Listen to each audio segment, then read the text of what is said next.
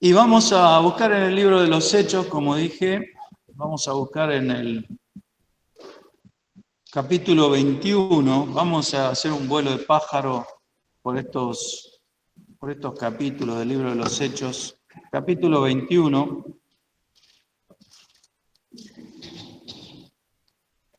vamos a leer del verso 27, algunos versículos, ahí vamos a recorrer estos capítulos. Como hemos dicho, ha dicho el pastor, vamos a volver a estudiar el libro de los Hechos.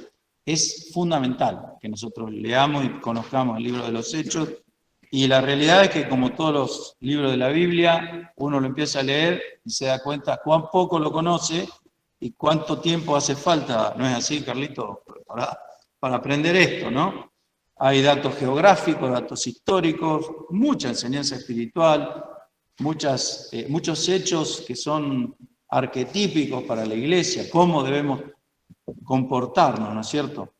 Y bueno, leamos Hechos 21, capítulo 27, versículo 27, que ya lo hemos meditado el domingo pasado.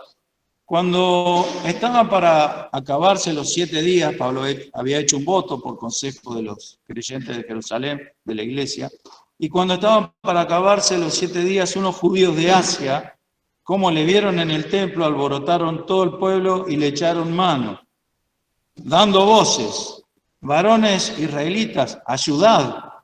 Este es el hombre que por todas partes enseña a todos contra el pueblo y la ley y este lugar, y además de esto ha metido gentiles en el templo y ha contaminado este lugar santo. Porque antes habían visto con él en la ciudad a Trófimo, efesio, al cual pensaban que Pablo había metido en el templo. Así que toda la ciudad se alborotó y agolpóse el pueblo, y tomando a Pablo hicieronle salir fuera del templo, y luego las puertas fueron cerradas. Y procurando ellos matarle, fue dado aviso al tribuno de la compañía que toda la ciudad de Jerusalén estaba alborotada, el cual, tomando luego soldados y centuriones, corrió a ellos, y ellos, como vieron al tribuno y a los soldados, cesaron de herir a Pablo. Entonces, llegando el tribuno, le prendió y le mandó atar con 2 cadenas y preguntó quién era y qué había hecho.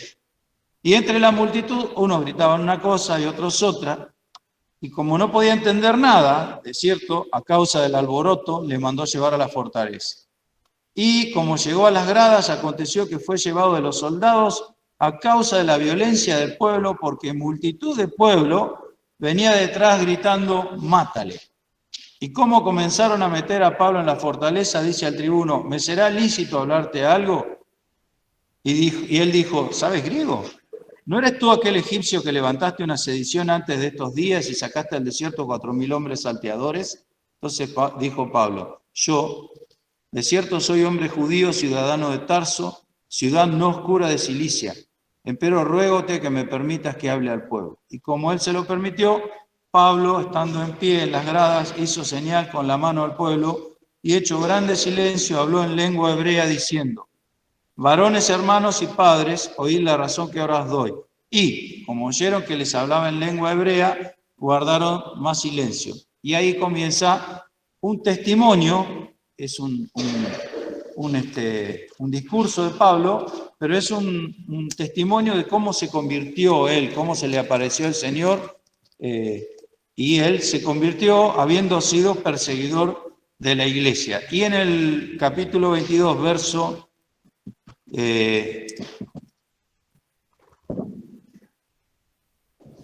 18, dice que se le apareció el Señor, y le vi que me decía: date prisa y sal prestamente fuera de Jerusalén, porque no recibirán tu testimonio de mí. Y yo dije: Señor, ellos saben que yo encerraba en la cárcel y hería por las sinagogas a los que creían en ti. Y cuando se derramaba la sangre de Esteban, tu testigo, yo también estaba presente y consentía su muerte, y guardaba las ropas de los que le mataban. Y me dijo: ve, porque yo te tengo de enviar lejos a los gentiles. Y le oyeron hasta esta palabra, entonces alzaron la voz diciendo: quita de la tierra a un tal hombre, porque no conviene que viva. Fíjense, hermanos, en todas estas cosas hay muchas enseñanzas que podemos recoger de estas lecturas. En primer lugar, el concepto que tenían y que tienen los judíos, los que se llaman ortodoxos, de lo que es la gente no judía. Han llegado a creer que las personas que no han nacido dentro del pacto de Abraham o el pueblo judío son inmundas, contaminan, y ellos, como Pablo predicaba, era el apóstol de los gentiles, el Señor lo envió a predicar el evangelio a la gente, quiere decir a la gente no judía, a los goim, como dicen los judíos. Podemos ver que la acusación que traían los de Asia, los de Éfeso, era, y aparte cuando Pablo estuvo en Éfeso, extendió el evangelio a toda Asia, ahí se formaron las iglesias de Asia. Luego Pablo viene a Jerusalén, como hemos dicho el domingo pasado, hay dudas sobre si hizo bien o no en venir a Jerusalén. Yo creo que hizo bien porque el Señor le tenía preparado, como le dice cuando Él se convierte, que Él te iba a tener que predicar a judíos, a gentiles y a reyes el Evangelio. Entonces, con esta misión, si nosotros aplicamos esta palabra del Señor a los hechos que estamos leyendo, nos damos cuenta que se cumple cabalmente lo que le dijo el Señor al ministerio de Pablo. Él iba a tener que predicar a judíos, que es lo que hace en este capítulo, a gentiles, que es lo que viene haciendo desde que se convirtió, y también a los reyes, que ya había sucedido, que había predicado a algunas personas importantes, pero aquí se cumple con absoluta precisión el ministerio que Dios le ha encomendado a este respecto. Entonces, primeramente, digamos, tomando estas palabras de Dios para lo que es la enseñanza nuestra, que no hay ninguna persona en este mundo, incluyéndonos a nosotros, que no necesite escuchar el Evangelio. El apóstol Pablo, en todos estos discursos que da delante de personas importantes, hasta llegar al final, que testifica en Roma, como le dice el Señor, le habla del Evangelio inspirado por Dios, o sea, entregándose en la mano de Dios para decir las palabras justas. Y es recomendable leer estos capítulos 22, 23, 24, 25, porque ahí están los discursos de Pablo a cada uno. Y ustedes van a ver en la lectura que conforme a la necesidad espiritual de cada persona, y estoy hablando de gente muy importante, que eran los que tenían inclusive poder sobre la vida y la muerte, tal como dijo Pilato, no sabe que al Señor se lo dijo, no sabe que mi vida está en tus manos, y el Señor le dijo, ningún poder tendría sobre mí si no te hubiese sido dado de arriba. Pero políticamente hablando, humanamente hablando, estos hombres definían la vida y la muerte de las personas. Pablo, lejos de tener miedo, de tener temor o de ser un adulador como sí eran los judíos, él le habla conforme a la necesidad. No hay nadie en este mundo que no necesite escuchar el Evangelio, porque al fin, delante de la muerte, somos todos exactamente iguales. No hay hombre que no muera o que no vaya a morir. Entonces, todos tendremos que comparecer delante de Dios y rendir cuenta de nuestros actos. Para salvarnos de la condenación que implica rendir cuenta de nuestros actos, necesitamos a Jesucristo. ¿Y cómo creerán si no hay quien predique?, dice el apóstol Pablo. Así que vemos esto, vemos cómo él está cumpliendo con el plan de Dios para su vida, que es en su ministerio testificar no solamente a judíos y a gente común, a gentiles, sino a los reyes. Y por otro lado, vemos también, y esto es muy importante para nuestras vidas, el hecho de que las circunstancias que ocurren en la vida de Pablo, algunas sumamente desagradables, como lo que acabamos de ver, que la gente iba gritando, mátale. como gritaban con el Señor, crucifícale. Los judíos, los religiosos, mátale. Anoche escuchábamos hablar sobre Moisés cuando mata al egipcio. Y él, dice Esteban, él pensaba que sus hermanos entendían que él iba a hacer liberación por su mano. Él pensaba que los judíos entendían esto. Los judíos lo rechazan, ¿no? Como dice Esteban, ustedes siempre rechazan a los que son enviados de Dios, en otras palabras. Pero una cosa que tuvo que enseñarle Dios a Moisés, y que era lo que no entendían estos hombres, es que Dios lo mandaba a salvar, no a matar. El Señor dijo eso, no he venido a condenar al mundo, he venido a salvarlo al mundo.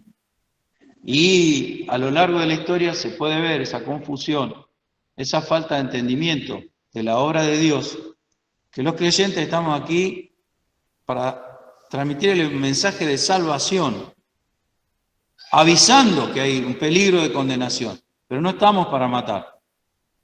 A lo largo de la historia los cristianos no solamente han sido muertos por sus enemigos en lo religioso, sino también, lamentablemente, muchos que se dijeron cristianos mataron gente, como hizo el catolicismo romano, aún el protestantismo, que no solamente hablaba del evangelio, sino que lo mezclaba con la política, que es lo peor que se puede hacer, porque es como echarle barro al agua limpia.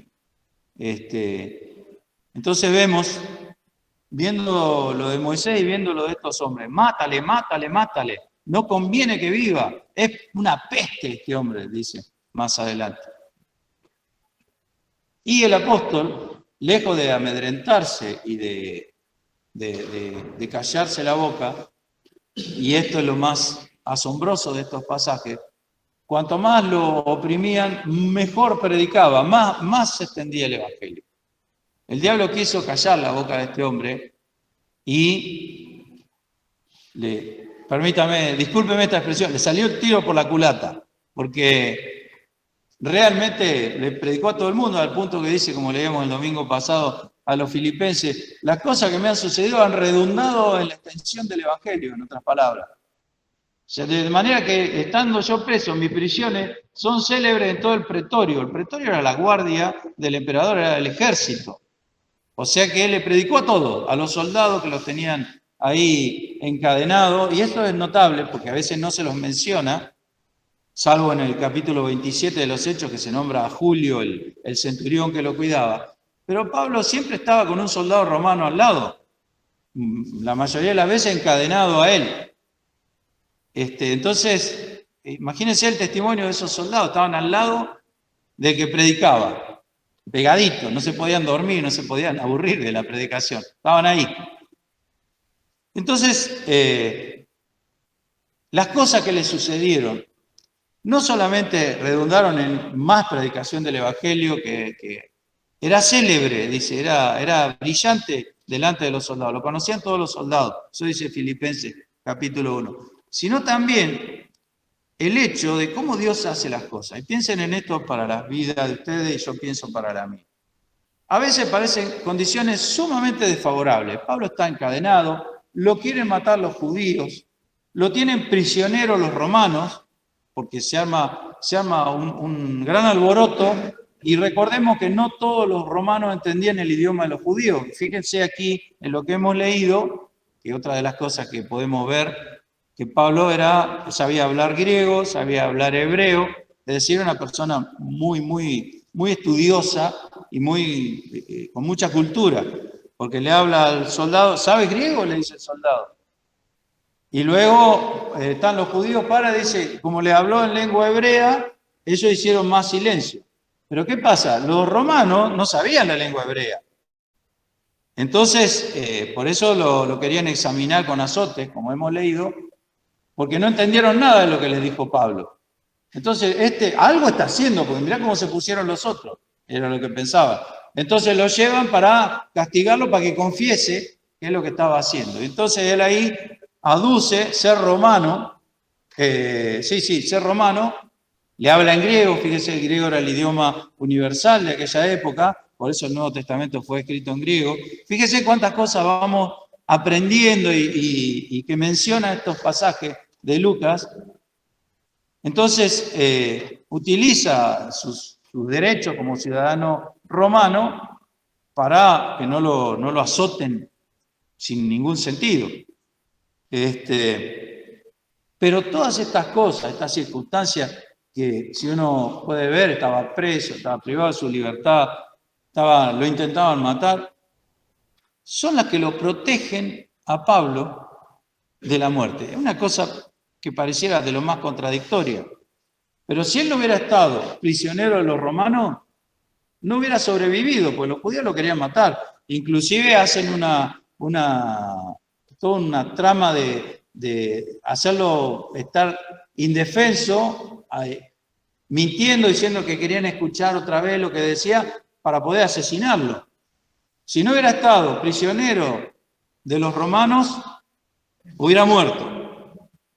Entonces, pensemos en estas cosas, porque muchas veces, bueno, nosotros no estamos presos ni nada de eso, pero muchas veces somos presos de ciertas circunstancias que no nos agradan. A veces estamos atados a situaciones de las cuales nos quisiéramos librar. Pero pensemos en esto, porque Dios es muy sabio, como lo sabemos. El Señor sabe todas las cosas.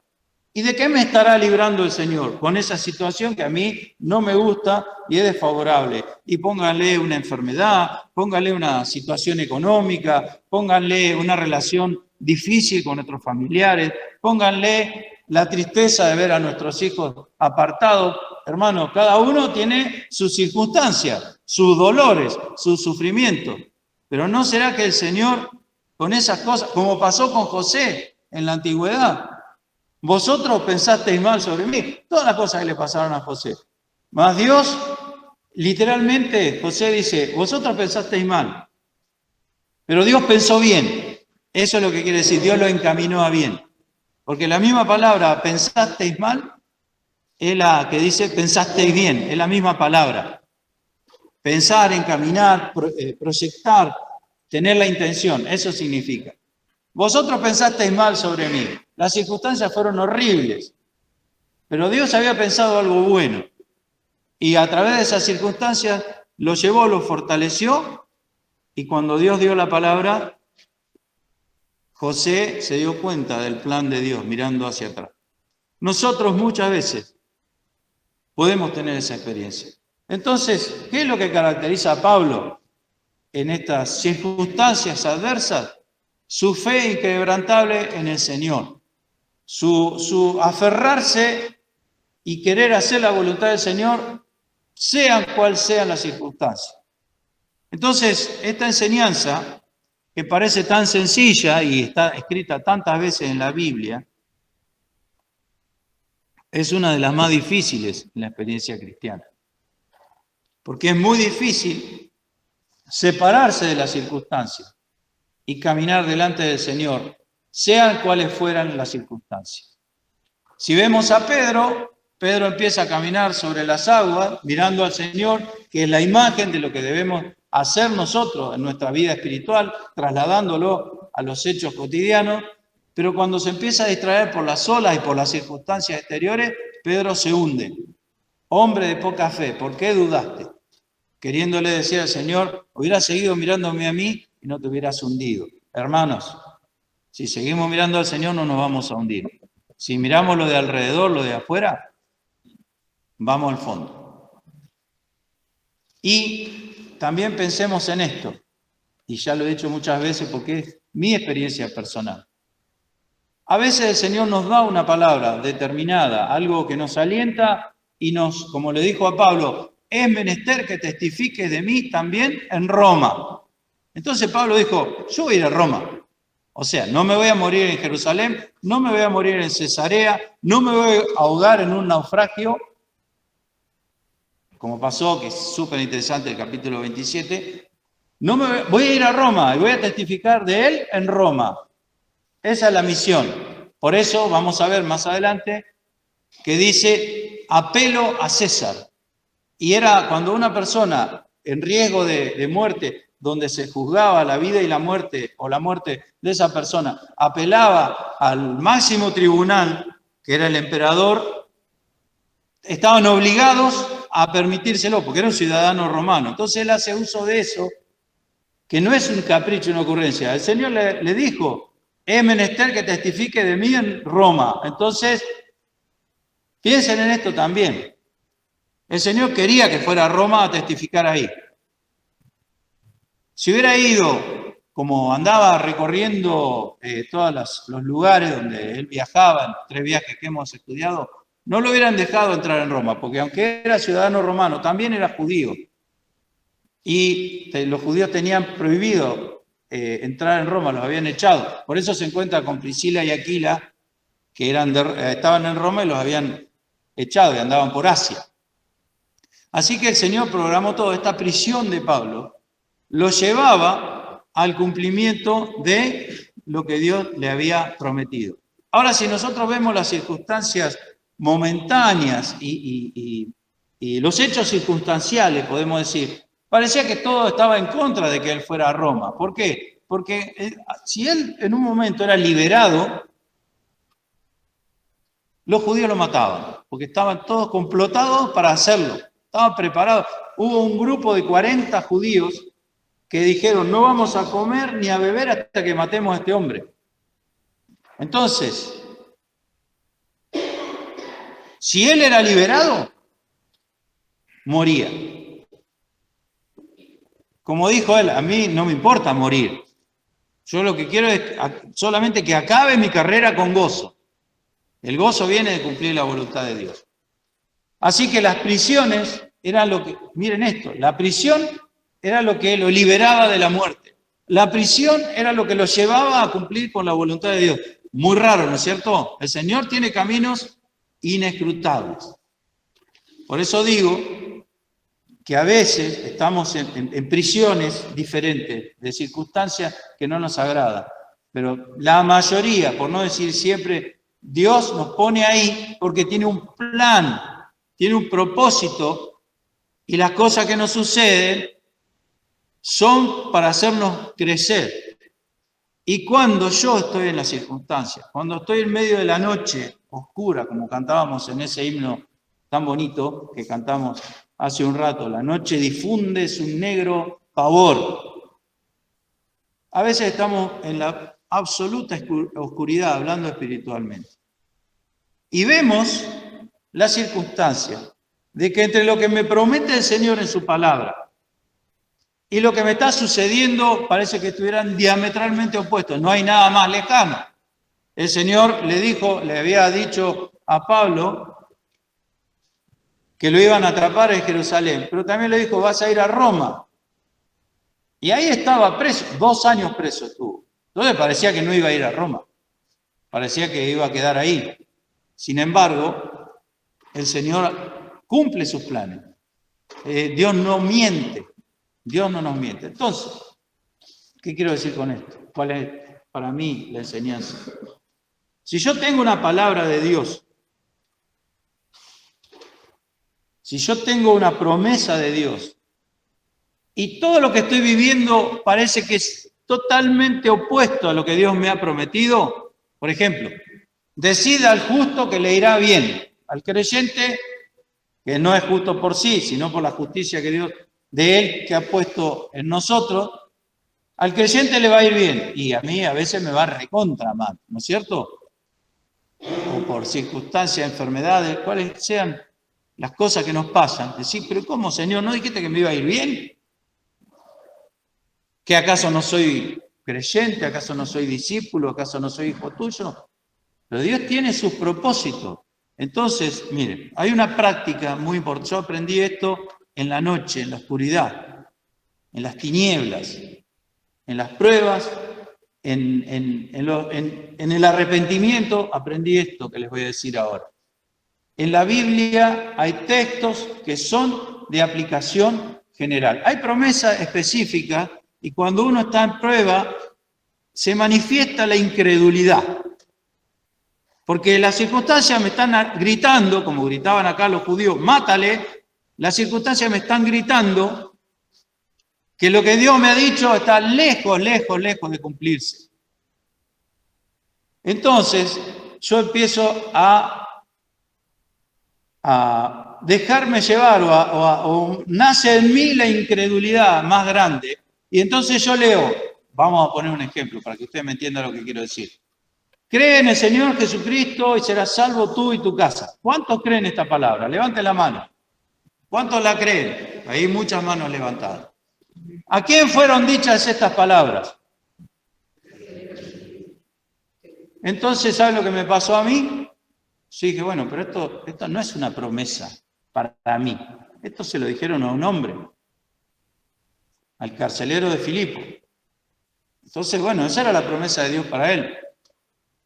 O sea, yo me tengo que aferrar de esa promesa que está dicha a otra persona por la fe, ¿no es cierto? Y si yo estoy en una crisis de incredulidad, en una crisis de fe, esa promesa me cuesta creerla. ¿Sí? ¿Me entienden? Pero Dios, obviamente, no se queda sin argumento. No es que se quedó corto. Dios tiene textos en su palabra que son de aplicación general, que son para todos. Ninguno de cuantos, Salmo 25, ninguno de cuantos en ti confía será confundido. ¿Para quién es esa promesa? Para todo el mundo. Todo aquel que cree, para todos. Entonces, hermanos, les aconsejo, esta fue mi experiencia, les aconsejo, cuando ustedes están en una crisis de fe, que les cuesta creer que el Señor realmente el Señor está conmigo hasta el fin, realmente. Surge, así somos. Cuando las circunstancias me gritan, mátale, como gritaban estos. Cuando las circunstancias me gritan que lo que Dios ha dicho no está pasando en mi vida, cuando parece que el camino que Dios me ha trazado se ha desviado y yo estoy yendo por cualquier otro lugar, busquen en su palabra, tómense el trabajo de buscar en su palabra las promesas de aplicación general y créanla, y eso se va a transformar eslabón por eslabón en una cadena a la cual yo aferrarme y permanecer firme delante del Señor. Créanlo, hagan esta práctica, hermanos. Esta es una práctica que nos salva. Si yo estoy en una crisis en que soy incapaz de creer promesas que son para nosotros, pero fueron dadas a otro, como acabo de mencionar, el carcelero de Filipo, bueno, busquen los otros textos, los de aplicación general, los que hablan de todos, o de ninguno, o de cualquiera, porque así son esos textos, y esos sí son para mí. Ahí no hay incredulidad posible. Y aférrense a eso. Y van a ver cómo el Señor los levanta a su debido tiempo, como decía Pedro. Os ensalzará cuando fuere tiempo. Mientras tanto, esa cadena de textos que hay en la palabra de Dios les va a servir a cada uno, y me sirvió a mí, para soportar la prueba, porque la prueba, a veces la prueba es la consecuencia de nuestros errores y nuestros pecados. No importa eso. No importa eso. Pues dice, bueno, tenés lo que merecés. Bueno, ¿y ahora qué hago? Porque a veces los creyentes pensamos una vida completamente sin pecado hasta el día de nuestra muerte. Y está bien pensarlo así, ese es el plan de Dios. Pero muchas veces nosotros nos caemos del plan de Dios. No por Dios, obviamente. ¿Y qué acaso Dios no se dio cuenta de eso que iba a pasar y no tiene argumento para poder sacarme donde caí? Si dice claramente el libro de los Salmos, 7 veces cae el justo y he vuelto a levantar. ¿Cómo que 7 veces cae el justo? Si es justo, ¿cómo cae? Y 7 veces habla de una gran cantidad de veces, todas las veces. Dios tiene también preparado la manera de reencauzarnos, de volvernos al camino. Y para eso está la palabra de Dios. Para eso Dios me guía a los textos. Para que yo me aferre a ellos y vuelva a ser encaminado. Dios no se queda. Si caíste, que dice el proverbio, si caíste fue porque te enalteciste. Y si pensaste mal, porque también dice el proverbio que según sus ganas, dice otras palabras, según sus ganas se aparta el que se desvía, y después contra Jehová se aira su corazón, es decir, hacemos lo que queremos, nos va como nos va y después nos enojamos con Dios. ¿Por qué me está permitiendo esto? Pero aún así, si caíste, fue porque te enalteciste. Si mal pensaste, pon tu mano sobre la boca, dice el proverbio. El que exprime la leche sacará manteca, y el que recio se suena la nariz sacará sangre. ¿No es cierto? Y el que siembra contiendas, ¿cómo es que dice? Segará tempestad. Algo así. Entonces, yo puedo estar caído por mi culpa, por mi absoluta culpa. Pero eso no quiere decir que Dios no me pueda levantar, volver a encauzarme y que Dios se haya quedado sin medios o sin argumento para hacerlo. Me fui del tema. Pero retomando, aquí tenemos a Pablo, gobernado a los ojos de los hombres por las circunstancias, por la enemistad, etcétera, etcétera, etcétera. Gobernado, según él y su propia visión, por el Señor y el Espíritu Santo poniéndole en cada momento en un lugar en el cual él podía testificar, como dijo también, la palabra de Dios no está presa. Y es notable, cuanto más le querían complicar las cosas, los judíos enemigos, más predicaba y más le predicaba a todo el mundo, a personas. ¿Quién hubiera pensado que Félix, Festo y Agripa, que eran todos los discursos de Pablo, vienen así en concatenación en los capítulos que siguen, personas tan importantes, hubieran sentado escuchando el Evangelio? ¿Cómo hacían los creyentes, cómo hacía Dios para llevarlos a esos hombres a sentarse y escuchar el Evangelio calladito la boca, porque tenía que escuchar los argumentos del preso? Y los argumentos del preso no eran otra cosa que el Evangelio de Jesucristo. Y pensemos en esto a veces, ¿cómo haríamos nosotros para traer ciertas personas a la iglesia? No vienen.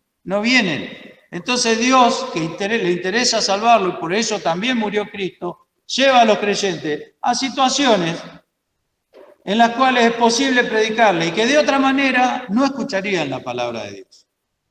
Así que fíjense la sabiduría de Dios en todos los aspectos, en todas estas lecciones en que se nos enseña. Por otro lado, vamos a ver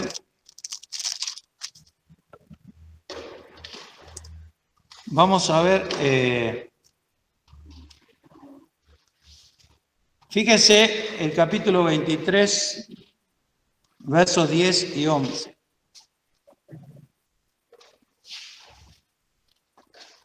Dice, y habiendo grande disensión, el tribuno, teniendo temor de que Pablo fuese despedazado de ellos, hablando de los judíos, mandó venir soldados y arrebatarle del medio de ellos y llevarle a la fortaleza. Y a la noche siguiente, presentándosele el Señor, le dijo, confía Pablo, que como has testificado de mí en Jerusalén, así es menester que testifiques también en Roma. Y entonces viene la parte que hemos mencionado el domingo pasado, que uno de los sobrinos de Pablo escucha que los judíos lo quieren matar, engañando al tribuno, diciéndole, queremos otra vez escuchar lo que quiere decir, y él le avisa, y entonces, dice el verso 22, entonces el tribuno despidió al mancebo, mandándole que a nadie dijese que le había dado aviso de esto. Y llamado a 2 centuriones, mandó a que percibiesen, para la hora tercia, viene a ser las 9 de la noche más o menos, de la noche, 200, fíjese esto, 200 soldados que fuesen hasta Cesarea, que quedaba unos 80 y tantos kilómetros de ahí de distancia de Jerusalén, y 70 de a caballo, o sea, 200 a pie, 70 de a caballo y 200 lanceros, y que aparejasen cabalgaduras en que poniendo a Pablo le llevasen en salvo a Félix el presidente.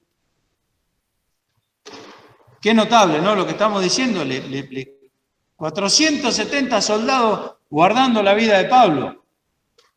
Eso también era un milagro del Señor. Lo querían matar y el Señor le pone 470 soldados romanos, era era la élite imperial de aquella época, eran los soldados más fuertes, habían conquistado el mundo, y ahí están guardándolo a Pablo. Así vemos, ¿no es cierto?, cómo el Señor se sirve de diferentes métodos para guardar a sus hijos. Entonces llega una carta de Claudio Lisias, que era el tribuno, al gobernador Félix. Va ascendiendo, vamos a decir, y fíjense en el verso 27. A este hombre aprendido de los judíos y que iban ellos a matar, liberé yo, acudiendo con la tropa, habiendo entendido que era romano. Y le dice que lo manda para que él lo juzgue. Entonces en el 24, capítulo 24 dice, 5 días después descendió el sumo sacerdote Ananías con algunos de los ancianos y un cierto Tértulo, orador, y parecieron delante del gobernador contra Pilato. Es decir, llevan una especie de abogado, para que acuse, ¿no? Y citado que fue, Tértulo comenzó a acusar diciendo, fíjense, empieza con una adulación rastrera, porque en realidad ellos odiaban a los romanos. Justamente acusaban a Pablo que había metido un gentil dentro del templo. Ellos lo aborrecían, para ellos eran sumamente despreciados. Pero viene con esa mentira y esa adulación. Y si vemos, léanlo estos capítulos, hermanos, van a ver que en los mensajes de Pablo en ningún momento hace adulación, porque la adulación es una mentira. Está predicando el Evangelio y les habla conforme a las necesidades de estos hombres muy corruptos, muy corruptos. Este Félix era, este Claudio Lisias significa libre, había sido un esclavo libertado, se había metido en política. Después está Félix, que era también un hombre muy corrupto, muy malo, dicen los historiadores, porque aquí hay información que no se nos da, pero dicen los historiadores que era un hombre tremendamente corrupto y rastrero, ¿no? Y pensemos en esto, toda esta gente, esto fue algo que también es una experiencia personal, esta gente es la que decide si los creyentes viven o mueren. Esta gente está juzgando al más grande de los siervos que tuvo el Señor. A mí me pasó, hermanos, ya lo he contado otras veces, cuando vi morir a mi suegra, Marta. Una mujer que toda su vida sirvió al Señor, desde niña. Fue creyente, fiel, nunca se apartó. Era la esposa del pastor, pero también en mi caso particular fue ¿cómo decirlo?, un puntal en mi vida espiritual, porque ella en mis primeros días de convertido, mis primeros meses de convertido, me guió. Yo debo decirlo, era más amigo de mi suegra que de mi suegro, en el sentido de que ella se transformó como en una segunda madre para mí. Y estaba aquí en la casa pastoral enferma, ya de una enfermedad terminal de la que murió. Y había veces que yo entraba a la habitación para ver cómo estaba y tenía que quedarme un rato para ver si estaba respirando, porque era un cadáver viviente. ¿Recuerdan lo que la fueron a visitar? Que era así. Y dolió la muerte de esa manera de Marta. Entonces realmente, Señor, ¿cómo es que uno de tus hijos, un siervo tuyo que ha servido toda su vida, muere de esta manera tan fea, 6 meses ahí, no en agonía, pero casi, hasta que muere? Y me acordé, ¿saben de qué me acordé? De Juan el Bautista. ¿Se acuerdan de Juan el Bautista? Juan el Bautista, según el Señor, fue el más grande de los siervos del Antiguo Testamento. No hubo otro, según las palabras de Cristo, no hubo otro como él de los nacidos de mujer. ¿Y cómo murió Juan el Bautista? ¿Pero quién? Porque está bien, lo decapitaron, pero ¿quién? Permítame, lo voy a decir brutamente, un viejo libidinoso que vio bailar a su hijastra, era, ¿no? Sí. A su hijastra hacer una danza erótica, y el viejo ese, que era el rey político y tenía en su mano la vida y la muerte de la gente, le dice, te doy lo que sea, Piense, porque lo relata el Evangelio con lujo de detalle a eso. Te doy lo que sea, te doy lo que sea. A la chica esa que hizo esa danza erótica. Y como este hombre estaba juntado con su cuñada, y Juan le había dicho, eso no deberías hacerlo, eso no te es lícito, tener la mujer de tu hermano. Le había quitado la mujer al hermano.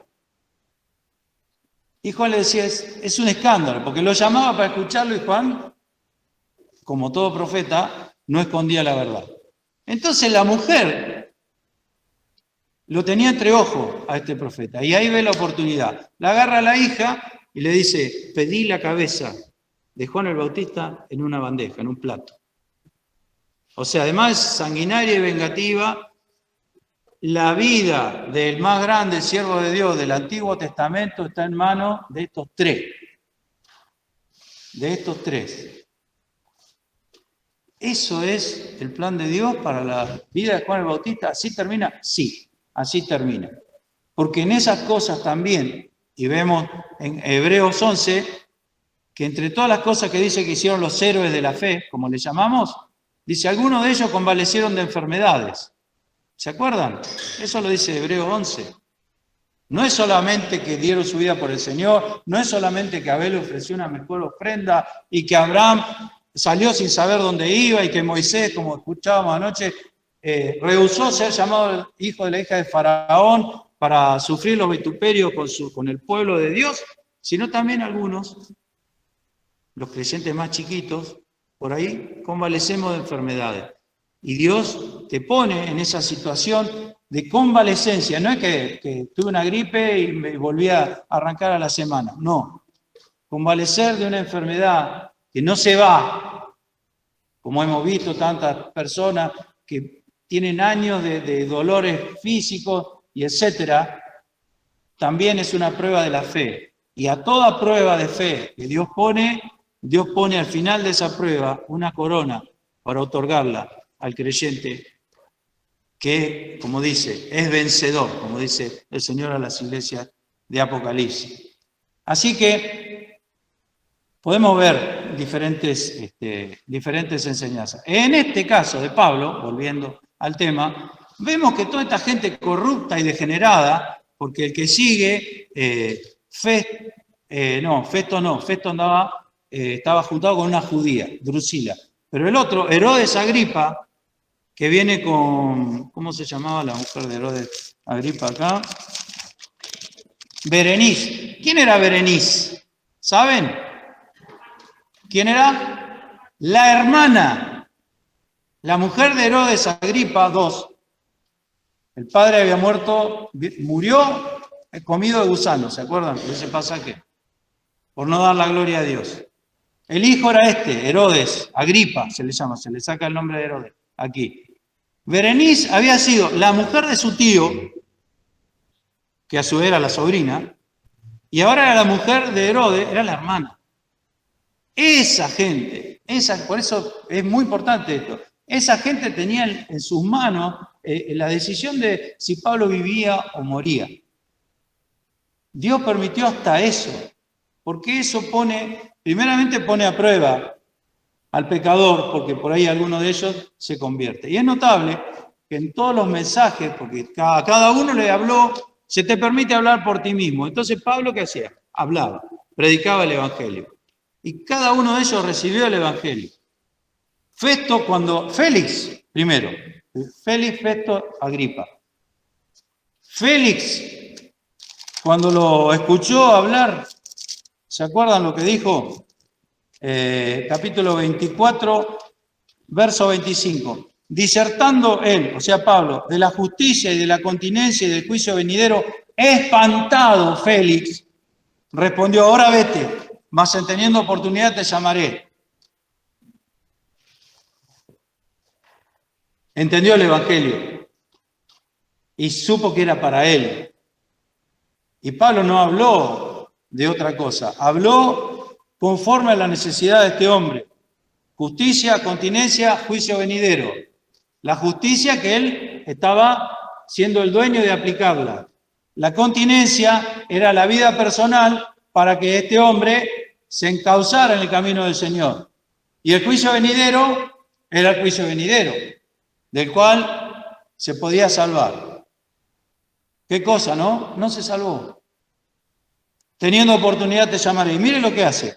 Esperando también con esto que de parte de Pablo le serían dados dinero porque le soltase. Por lo cual, haciéndole venir, muchas veces hablaba con él. Y miren lo que estuvo haciendo eso. Mas al cabo de 2 años recibió Félix por sucesor a Porcio Festo y queriendo Félix ganar la gracia de los judíos dejó preso a Pablo. Imagínense, en las manos de quién estaba este amado apóstol del Señor que tanto nos enseña a nosotros. Sin embargo, este hombre, Félix, se llevó toda la condenación sobre sus hombros haciendo estas cosas. Claro, porque entraban los parientes de Pablo y se ve que era gente adinerada, ya por el hecho de que en aquella época los mandaban a estudiar a Jerusalén. Como mismo Pablo dice, se ve que entraba gente de plata y perdónenme, como buen político, la vio ahí y dice, bueno, vamos a dejarlo acá 2 años, llamalo a ver si afloja. Imagínense Pablo. Justicia, continencia, juicio venidero. Ese fue el mensaje. Cuando le habla a Agripa, está Festo también. Y dice, capítulo 26, verso 22, mas ayudado del auxilio de Dios, persevero hasta el día de hoy, dando testimonio a pequeños y a grandes, no diciendo nada fuera de las cosas que los profetas y Moisés dijeron que habían de venir. El rey Agripa y su mujer conocían bien las profecías del Antiguo Testamento porque habían sido criados en el judaísmo, o sea, eran los reyes de ese lugar. Entonces, les habla como gente que entiende que Cristo había de padecer y ser el primero de la resurrección de los muertos para anunciar luz al pueblo y a los gentiles. Y diciendo él estas cosas en su defensa, Festo, que no era judío ni nada, a gran voz le pegó el grito, estás loco, Pablo, las muchas letras te vuelven loco. Claro, porque lo veía, la erudición que tenía, hablaba griego, hablaba hebreo, hablaba latín, conocía la profecía judía, conocía la cultura griega. Entonces este ha estudiado tanto que se volvió loco. Mas él dijo, no estoy loco, excelentísimo Festo, sino que hablo palabras de verdad y de templanza. Fíjense la presencia de ánimo. Lejos de amilanarse, lejos de achicarse, callarse la boca, uy, lo tomó mal, qué macana. No estoy loco, hablo la verdad, palabras de verdad y de templanza. Pues el rey sabe, y se dirige a Agripa, fíjense la libertad con que se maneja este hombre preso, encadenado a un soldado. El rey sabe estas cosas delante del cual también hablo confiadamente. Solo el Espíritu de Dios puede hacer eso, entre paréntesis, ¿no? Pues no pienso que ignora nada de esto, pues no ha sido hecho esto en algún rincón. Y miren esto, y aquí está uno de los secretos de la predicación, apelar a la voluntad de que está escuchando. ¿Crees, rey Agripa, a los profetas? Yo sé que crees. Así lo enfrenta cara a cara, es el rey. Él, en ese momento tiene poder sobre vida o muerte de este hombre, no importa, le está hablando del Señor. Eso no quiere decir que le va a faltar el respeto, no lo ha hecho. Entonces Agripa dijo a Pablo, por poco me persuades a ser cristiano. Y Pablo dijo, pluguiese a Dios, quisiera a Dios que por poco o por mucho, no solamente tú, mas también todos los que hoy me oyen, fueseis hechos tales cual yo soy, cristiano, ¿no? Excepto estas prisiones.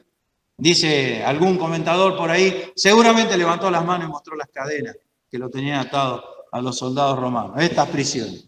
Y como hubo dicho estas cosas, se levantó el rey y el presidente y Berenice, y los que se habían sentado con ellos, y como se retiraron aparte, hablaban los unos a los otros diciendo, ninguna cosa digna ni de muerte ni de prisión hace este hombre.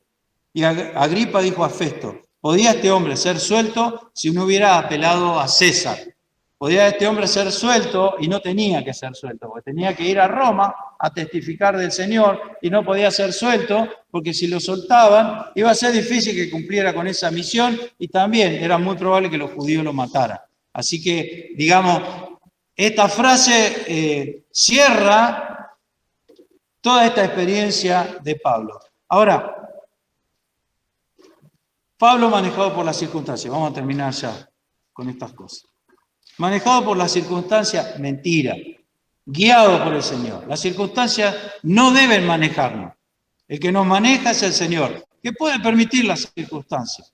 Y esas circunstancias aparentemente negativas eran lo que lo salvaba y lo que lo hacía cumplir mejor todavía con la voluntad del Señor, con el plan que tenía el Señor, de hablarle a los reyes también, no solamente a judíos y a gentiles, y también de ir a Roma a testificar allá. Y esto, fíjense, 2 años estuvo ahí, preso. Eso recuerda a José, ¿no? En la cárcel. Acuérdate de mí, le dijo al copero.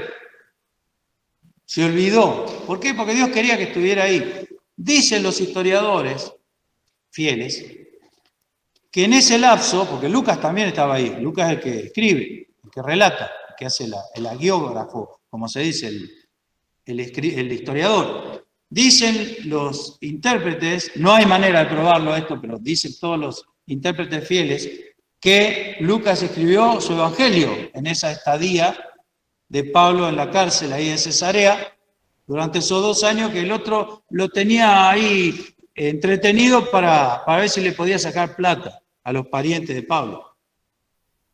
Cosa que, obviamente, no tenía idea con quién estaba hablando. Pero mientras tanto, Pablo le hablaba a él y a los que lo rodeaban y sus prisiones fueron célebres en el pretorio, todo este viaje a Roma. Entonces, vamos a resumir las enseñanzas. Primeramente, Dios tiene un plan para nuestra vida. Para cada uno de nosotros Dios tiene un camino y un premio al final, siempre. Sea cual sea el camino, siempre ahí al final está el premio. Que vamos a decir, el premio de esta soberana vocación de Dios en Cristo Jesús, como le dice Pablo, sería más que suficiente el premio para nosotros de ver al Señor Jesús, de estar en su presencia. ¿Para qué queremos más premio que eso? Pero Dios, como siempre, a Él le parece poco. Como buen Padre que es, nunca está conforme con lo que nos regala. Y nos ofrece también, además de su excelsa presencia, de ver su rostro, nos ofrece una corona.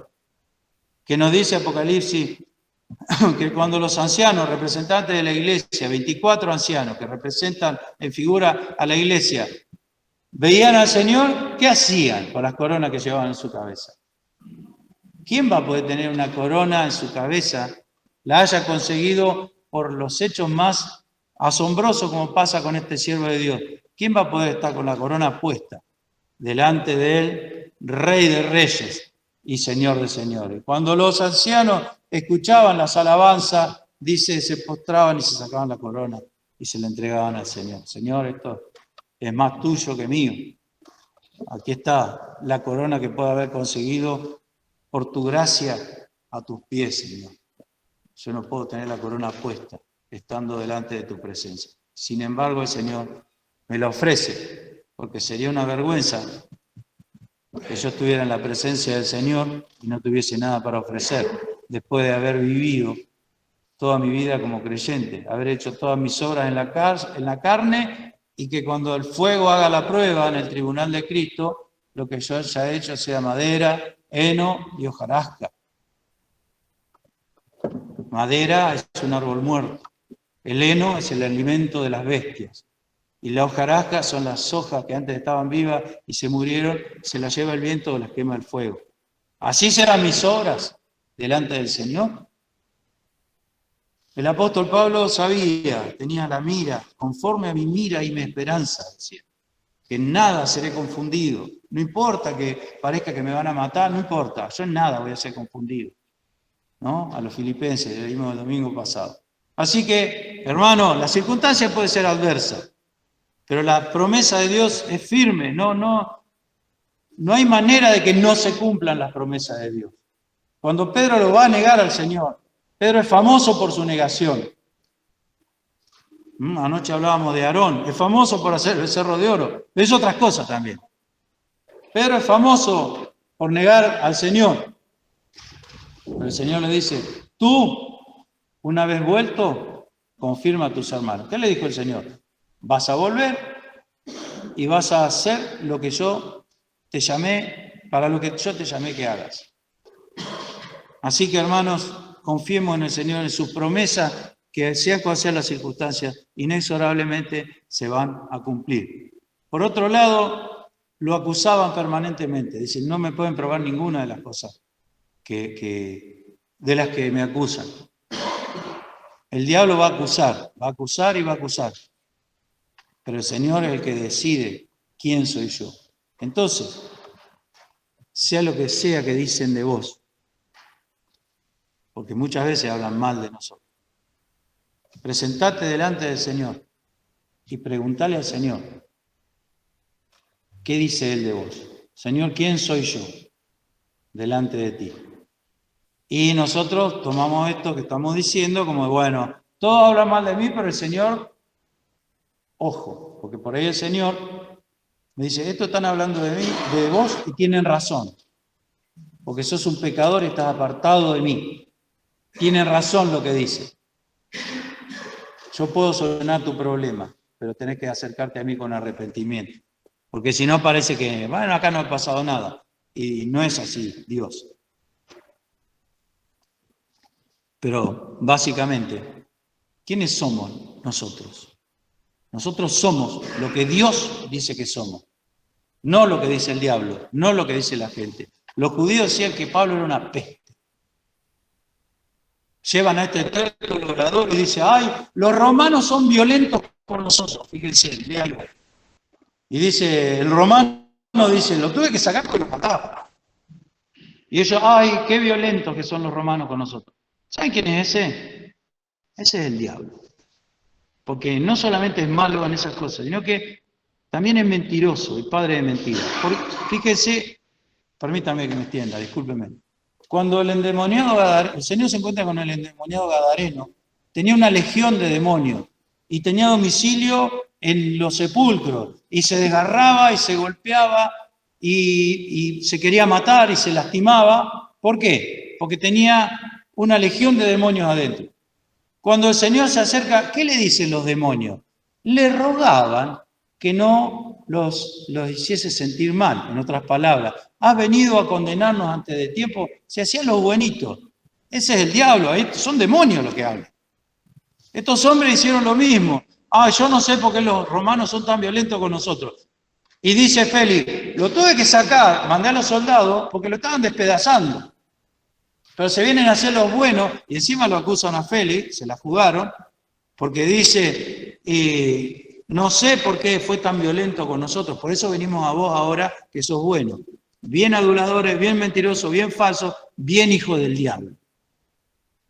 Eso es lo que nos rodea, hermano. Por eso es muy importante que escuchemos lo que dice Dios de nosotros. Y cuando Dios me dice que me tengo que arrepentir, me tengo que arrepentir. Y cuando Dios me dice que tengo que pedirle perdón, le tengo que pedir perdón. Y cuando Dios me perdona, estoy perdonado. Y puede ser que el diablo me siga acusando. Y entonces ahí vengo al Señor. Señor, ¿quién soy yo? Para mí, dice el Señor, fuiste de grande estima y yo te amé. Así como sos, fuiste de grande estima y yo te amé. Y di lo que sea para tenerte conmigo. Ese soy yo. ¿Le guste al diablo o no le guste? ¿Le guste al mundo o no le guste? Ese soy yo. Soy un perdido que se arrepintió y ahora ha sido lavado y redimido por la sangre de Cristo. Y si caí cuando era justo, el Señor me vuelve a levantar. Porque puedo caer 7 veces, 1000 veces, pero el Señor no va a dejar caído al justo. Para su Señor, está caído y se levanta o está en pie. No existe la caída definitiva del creyente. Se ha ido la hora, como es costumbre ya, discúlpenme hermanos, pero bueno, este libro de los Hechos es grande, así que cuesta resumirlo. Que el Señor quiera bendecirnos.